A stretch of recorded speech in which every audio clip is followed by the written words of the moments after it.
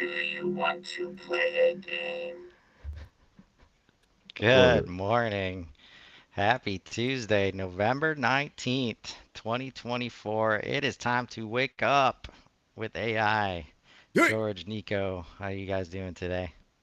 Doing good, doing good. I don't know if that robot voice made it onto the show or not, but I was just reliving my youth and the War Games movie back in the day. Do you want to play a game? It's interesting how smart things are going. I don't know how smart I'm going, but things are going smartly, so I'm doing good. It's good to hear. How about you, Nico? likewise, doing well.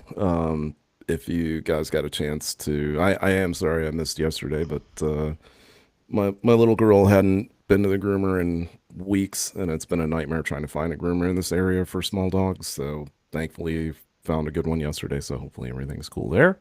Nice. Um, but yeah, a lot of news over the weekend. A lot of news yesterday. A lot of very cool interviews. Really, so like news to me comes in a lot of different ways. It could be actual breaking news, development, something that happened, but it could also just be that somebody gave an interview because it's really important to me when these guys give interviews because they don't very often. And they're, again, at the forefront. So they're willing to talk about this stuff very openly. So, um, lot, a lot in that regard.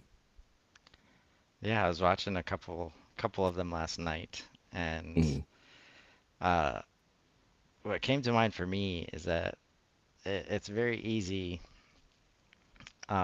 I think in wherever you are in your daily life, your journey, uh, whether it be like, in your career or, what's important to you at that moment, maybe season might be the right word for some people, but also like where you are in the world.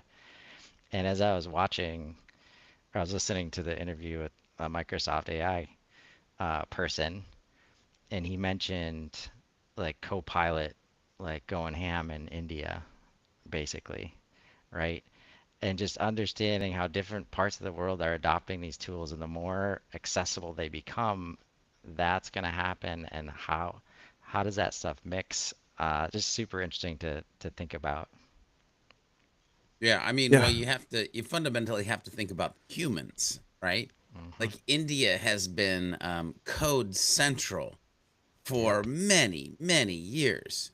So would AI usage be up there based on that coders are doing like extreme coding? Like that's the thing. I'm really starting to try to pay attention to patterns of historical normal world, like duh, and then watch how AI is like happening in areas so you can be like, duh, like it those are those types of humans in those types of areas. But yeah, I love the interviews conversation, Nico. The a couple that you sent over this morning, some clips, then also the longer one of Mo.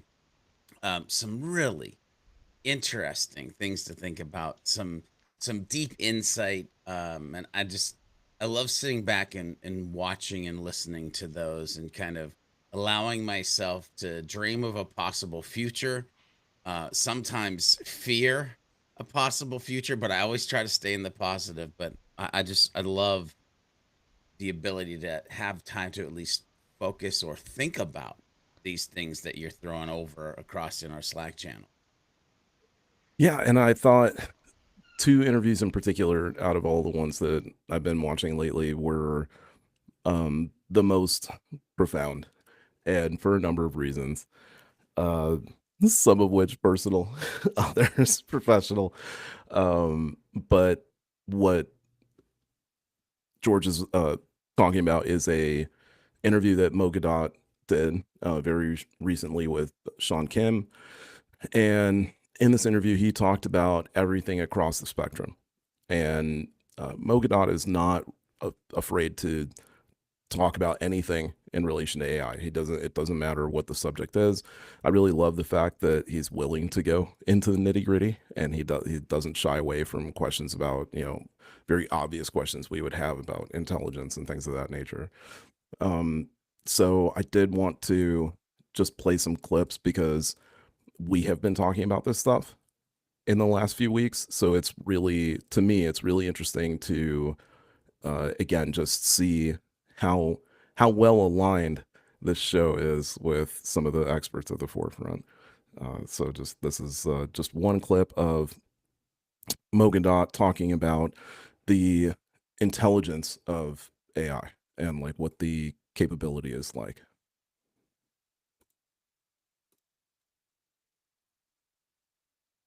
So the intelligence of a machine will double every 5.7 months. Now, that is quite significant. If you just take an IQ number of 150, you expect that within 6 months of work, sometimes 8, sometimes 4, but let's say by year end, you're going to get 300, and then by year end, by 6 months after, you get 600, then 1200, then 2400. It's not just adding 150, it's doubling. Okay.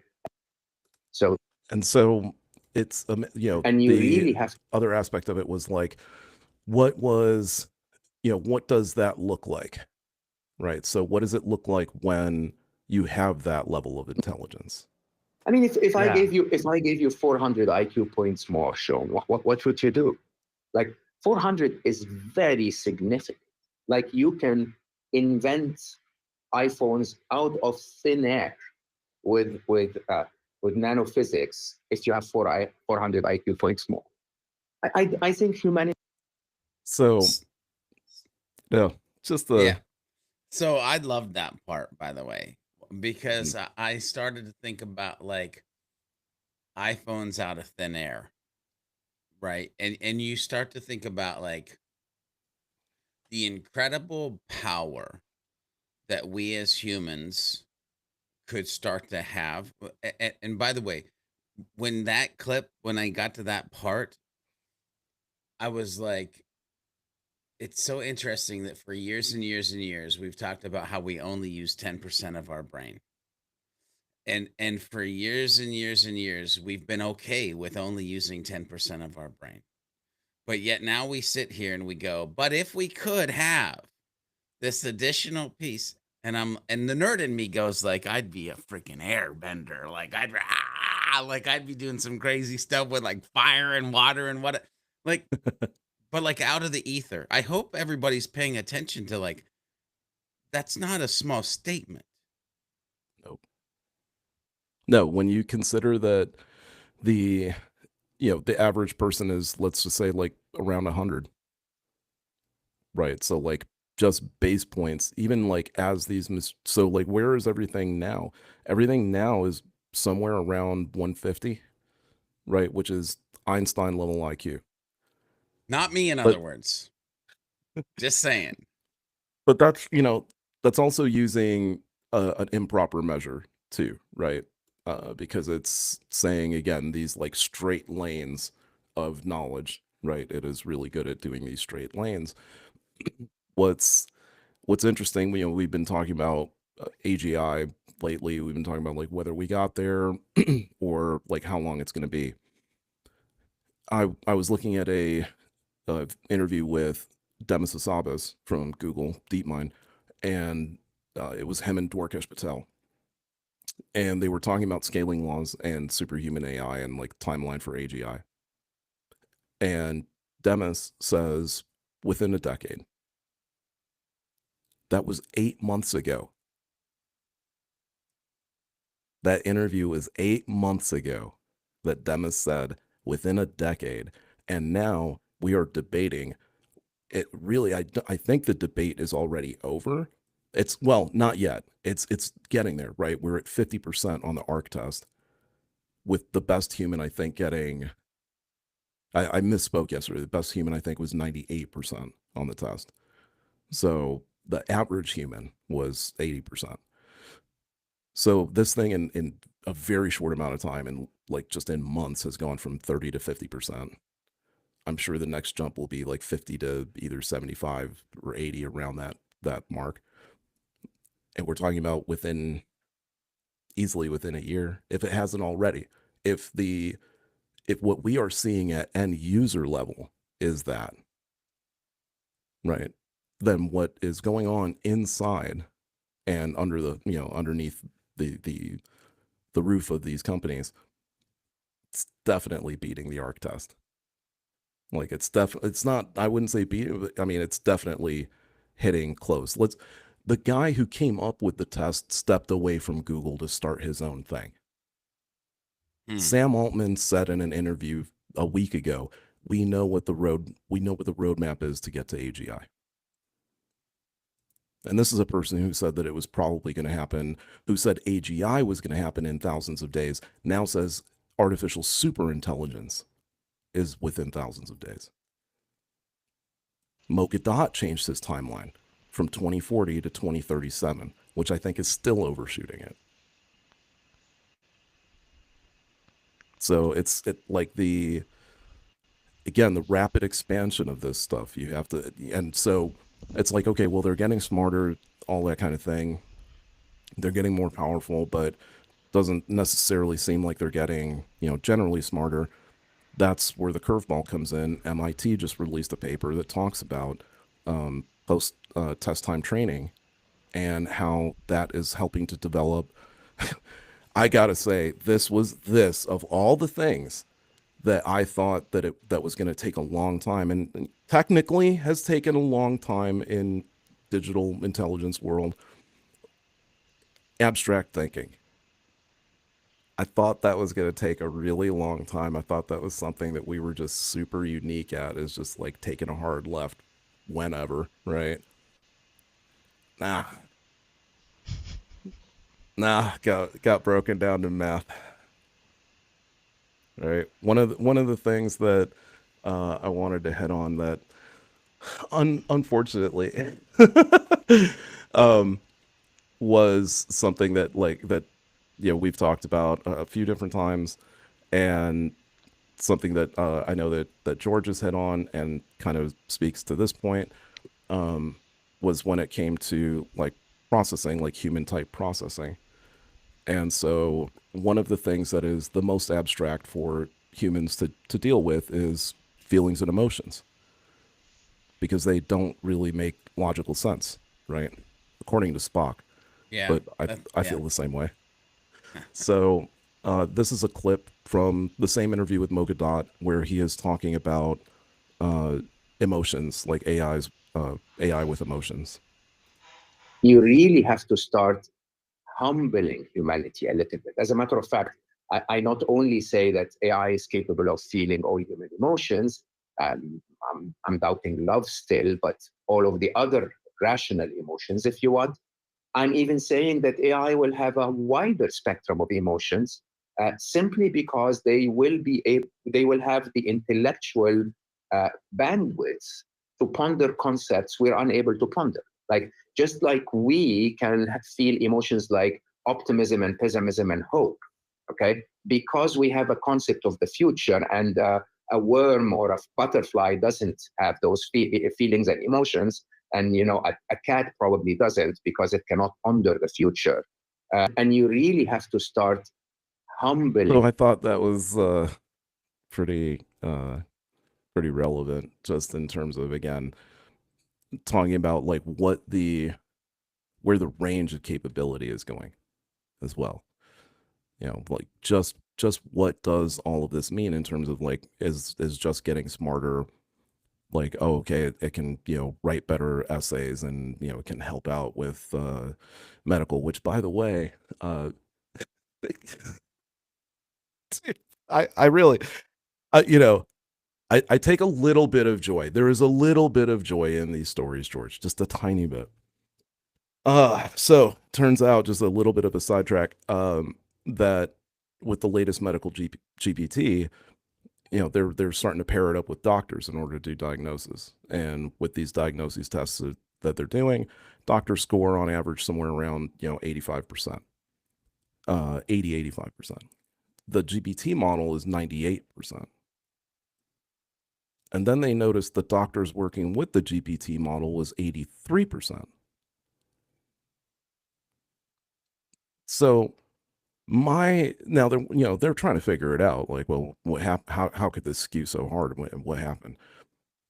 I think I had already put it together in a few seconds where it's just like, if you're putting the assessment together yourself, you're going to be immediately confident in the assessment that you've put together because you put it together just then. If something else is putting the assessment together, you're now drawing comparison between what you came up with and then what it came up with, and you've created an adversarial environment, as opposed to you simply evaluating what it had come up with and verifying whether that was true or not. I think what happened was a lot of adversarial thinking where it was like, no, I disagree with that diagnosis. So that resulted in wrong answers. Which it depends what set of doctors you're actually leveraging for this study too, because Of I course. mean, let's be honest, the God complex is a thing because it's a thing. Yep. Like it's not something that's fictional or made up. So, the studies of that, it would be really interesting to see American doctors versus doctors in other countries to like see how it kind of played a part in different parts of the world. Mm-hmm. Um I saw that headline in that study and I was like, I know we're gonna hear about this on the show. Like I know this is just gonna make the show.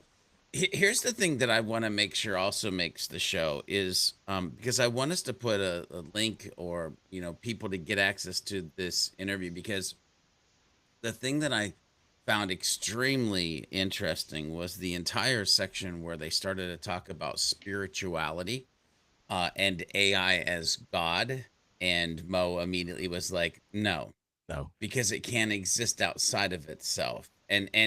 And to pay attention to his thinking and belief structure around spirituality and AI was very, very enlightening. And he even referenced that he's writing a book, but not writing a book, which I found funny. He's writing the book, he calls it Alive. But he said he'll never probably publish it in book form, but maybe someday, like on a Substack or something like that. This is what intrigues me because we have somebody who is um, spiritually minded or understands spirituality at what seems to be a pretty dang deep level from some of the stuff that he was having in this conversation, um, down to when they were talking about, putting a human in a coma before the body dies to put them in like a mental state of like being able to live multiple lives inside of like this virtual. I mean, it was a deep, it got deep, but to have somebody who has a deep level of that and a deep level of AI and conversating and merging the two, uh to me was like, okay, now we're having conversations that matter with Mm-hmm. lines and guardrails and goalposts that we might actually want to pay attention to. So just again, this interview for me was all right. I'll continue to pay attention to you. Like you've got me. You've reeled me in. It was good. And I think like so much of this, uh, like, and it's with some of AI's answers right now as I work with Claude, I understood very quickly that it was going to suggest things that it wanted to do for me but could not. Like you're not connected to the things that, like, you can't alert me when I wake up and ask for my daily schedule. Like, but I appreciate that, uh, and it helps me at least ideate into the future of what could be possible when there is connectivity between all these tools. And we talk about agents and agentic activity and stuff like that. But that's where it's like I can't even, like, what am I supposed to do with that extra IQ, right? If I can't process it and they're not, like, this part of the world is not connected enough yet, right? And like in one of the interviews, it was like talking about this technology overhang where for the first time in history, which maybe it's the technology part. We're definitely really good at developing products that nobody needs already. Mm, Um, but Yep. where it's like we're coming up with use cases like way the ahead of Snuggie. the time that we can use Yeah. them, Nobody needed right? the Snuggie. And that is like Tell that to my I'm wife. having that question every day right now, where it's like, okay, which part of the stack is this AI tool going to replace exactly? Which part of the organization? Because it's clearly doing Hmm. something special. Nobody can really like grasp it sometimes, so it's very easy to go back into our, old planning and strategy ways. We don't know how to integrate it. That's where it's like IQ, traditional IQ is one thing, but then, we talk about the word smart when it comes to people smarts and street smarts and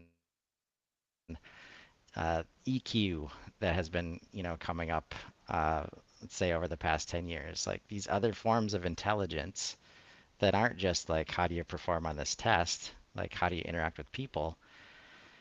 I think that's still a big part of it. Although I will latch on to what you were saying, Nico. Like you described like every marketing planning meeting I've ever been in, where it's like idea versus idea instead of just being collaborative and I gotta wait for it to be your idea before we can move forward with the thing that uh, we've been talking about, which is a natural. That's like a so proven to be a natural human tendency Yep. as we S- interact with AI, and we don't have to deal with that.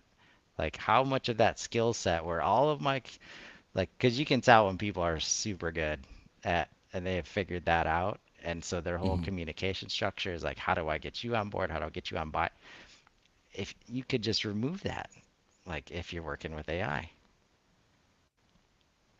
Well, let me that ask you a saves time question. in theory.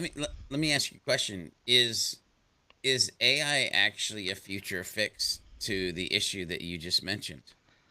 Like, because you have to have a collaborative mindset when you're leveraging AI inside of your business and for the things that you're trying to do. If you don't, you won't get the best out of it. I can tell you that right now. And so do we actually is humans leveraging AI baby steps in being able to actually have a deeper, more robust collaborative ability, first with the machine and then second with the actual humans that are on the planet with them, because like you say, Chris, in a lot of places that's just fundamentally flawed. Or is it just it's going to stay flawed because it's the human, and that human also is not going to be able to like exist in a world or flourish in a world of AI collaborative tool mindsets. By the Well, way, that that's was a where we have to. question. Yeah, no, I mean that's where we have to identify what benefits are we getting, and that's where it should not reduce collaboration between humans. Hmm. Instead, like if we can rely on AI for this set of things that usually has to happen, now instead of spending time getting your buy-in, because we both trust the AI and what it's offering as far as the plan and how it's going to be executed, now humans get to focus on creativity and building bigger and better instead of like maintenance and management of the thing and and maybe Mm, in spots even more time for conversations to get buy-in for different things, right? Hmm. Instead of how we're going to execute when at the end of the day there's 10 different ways we could execute and they're all going to end up with successful results because we've already done all the work to figure out what the problem is and we have a solution. We just can't get out of our own way to bring it to market.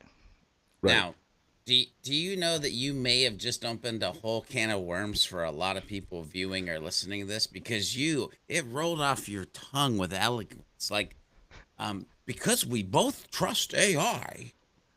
Like, can I see a poll on AI trust? Can we see some stats around if humans truly trust AI, or if it's the exact opposite of how us nerds who are like running in the front of the crowd towards like this thing, like in a general human populist standpoint, if we were to be able to poll the entire planet right now on do you trust AI, like Not how many fair. people would be like, eh, Yeah, as a but big negatory? that's not fair though, because I'm like not saying that's it's fair. I'm just saying he said, like, we both trust AI. And we have to remember that at the end of the day, we go to work, we have to deal with humans. And so we get these mindsets and these beliefs because of who we are and how we're dealing with it, and the people that are in our circle and how our circle's dealing with it. Because, by the way, these three humans in this podcast, safe space, we're going to generate something. We're going to look at it. We're going to tweak it. We'll get it to the point where we would say, I trust this to move yep. forward and make a decision on. I'm just saying, that's not all of our listeners. That's No, not all and of our viewers. no, and I think it's perfectly fine to have that divide, right? From a marketing standpoint, think about it. Go through your grocery store, right? There's sugar free, there's low carb, there's no fat, there's non GMO, there's grass fed. Those are all different businesses. They're all competing for shelf space. So pretty soon, you're going to have human led, which I have already seen many billboards on the road here in Ohio, of all places, advertising human led marketing, human led healthcare, right? So that market is already taking form. Why? Because there's going to be people who are, to your point, anti AI, anti, robot assistants, anti whatever it might be. You're going to have hospitals that have AI and robots. You're going to have human led hospitals. Yeah. There may be even more human jobs as a result of this, Mm. right? Even Eric Schmidt from Google was talking about the type of job growth that's going to happen in the future. Hold your horses, hold your phones and eat them. Um, it may be the case where a lot of us go back to artisan type work as well. If, look, there's plenty of people out there that would rather be, you know, woodworking than sitting in an office, Like right? all of You them. can do the poll on that. No, I'm just saying that, like, Fill as in the much as you blank could with do a poll on, fill in the people blank. who like AI, Woodworking, right? Fill in the blank with woodworking. right? Almost everybody in the world would rather be doing that thing in the blank than being in an office tied to a phone, right? And Mm, the only time I've seen it not be that way is like they have not had help realizing the value that they could be sharing. They've grown up in this place where this is how you do it. This is when you get a job. This is you just got to put in the 5 years and then maybe you could do this.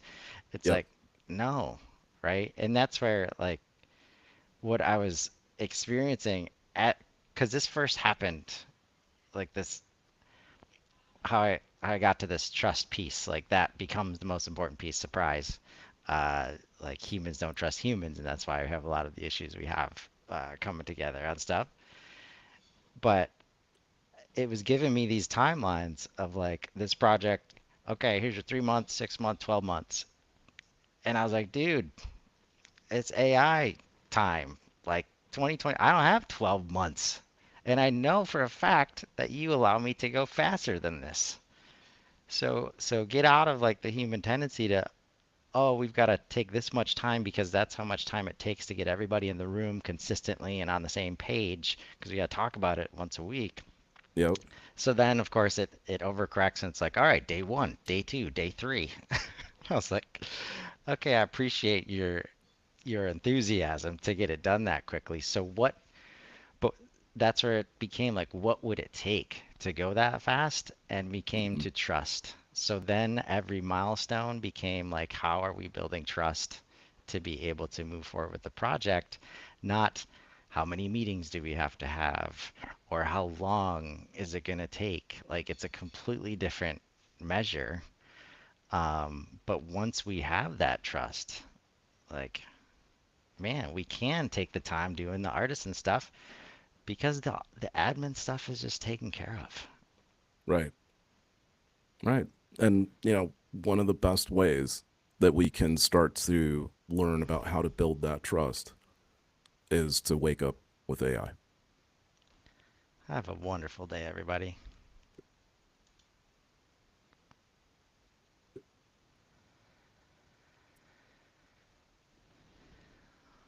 So Thank you